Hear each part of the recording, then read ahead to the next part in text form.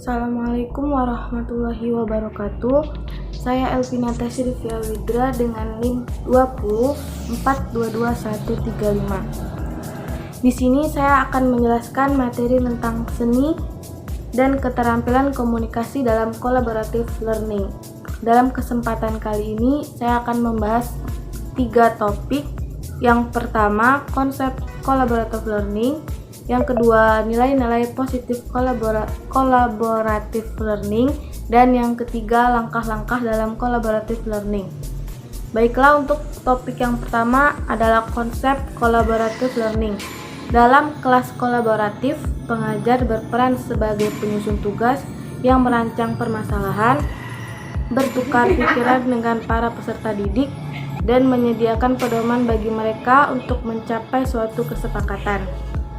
Pengajar berperan sebagai pengelola kelas yang mengorganisasikan kelompok-kelompok peserta didik secara efektif, sebagai fasilitator yang membantu seluruh siswa untuk berpartisipasi aktif dalam peserta didikan tanpa banyak mengintervensi mereka.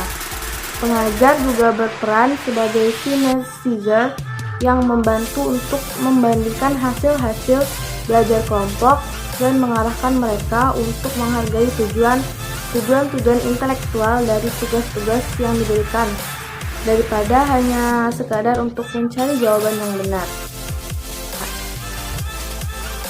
Untuk topik yang kedua, yaitu nilai-nilai positif collaborative learning. Sebagian besar studi mengevaluasi pengaruh pembelajaran kelompok terhadap beberapa macam tipe mahasiswa, menyatakan manfaat yang sama bagi para mahasiswa pada semua cakupan, kemampuan, dan latar belakang. Beberapa peneliti melaporkan bahwa para mahasiswa yang kurang persiapan akan mendapatkan manfaat lebih besar dari diskusi-diskusi yang dipimpin oleh mahasiswa dibanding dengan para mahasiswa yang lebih siap. Dapat disimpulkan bahwa apabila sebuah kelompok memiliki sumber-sumber pengetahuan dan keterampilan yang memadai bagi mahasiswa, maka mahasiswa yang keterampilannya masih kurang akan terbantu untuk menyusun dan memperdalam pemahaman mereka. Mahnaz Moalen mengemukakan bahwa ada beberapa manfaat dengan belajar melalui kolaboratif, antara lain: 1. Menumbuhkan tanggung jawab individu, karena di antara individu menyadari adanya tugas dan tanggung jawab bersama kelompok. Yang kedua, meningkatkan komitmen para anggota kelompok untuk saling bantu-membantu, saling membutuhkan, memberikan umpan balik yang tepat, dan memberikan dorongan untuk mencapai tujuan bersama. Dan yang ketiga, memperlancar interaksi antar individu dan antar kelompok di antara anggota kelompok, yang memungkinkan tiap kelompok menampilkan keterampilan sosial dan kompetensi dalam komunikasi. Dan yang keempat, memberikan stabilitas pada kelompok sehingga anggota kelompok dapat bekerja sama dengan kelompok lain dalam waktu yang cukup lama, tapi tidak melelahkan, dan dapat membangun norma kelompok, penampilan tugas bersama, dan pola-pola interaksi.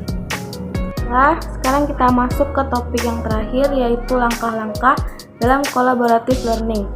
Metode kolaboratif dalam pembelajaran lebih menekankan pada pembangunan makna oleh siswa dari proses sosial yang bertumpu pada konteks belajar. Metode kolaboratif ini lebih mendalam dibandingkan hanya sekedar kooperatif.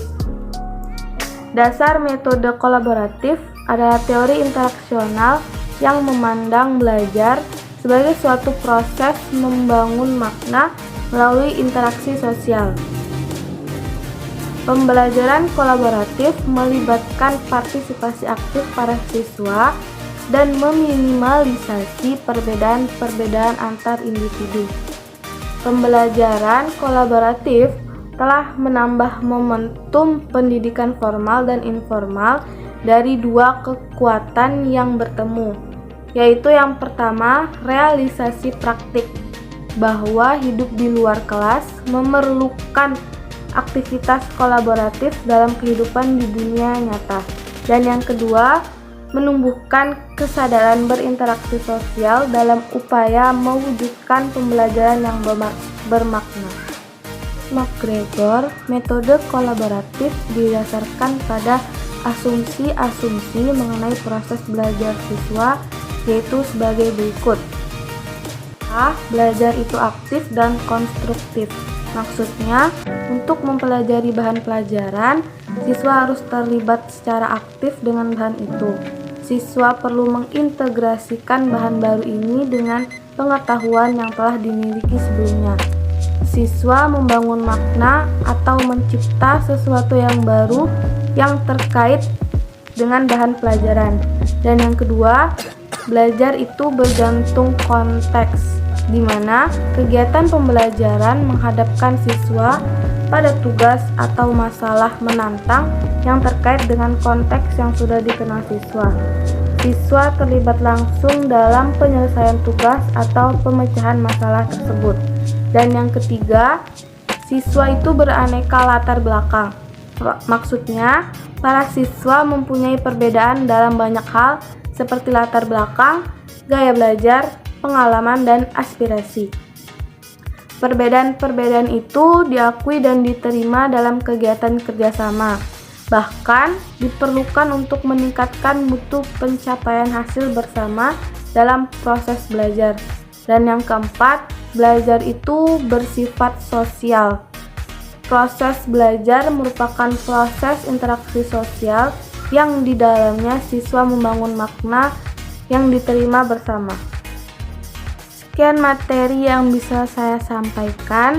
Apabila ada kesalahan, saya mohon maaf.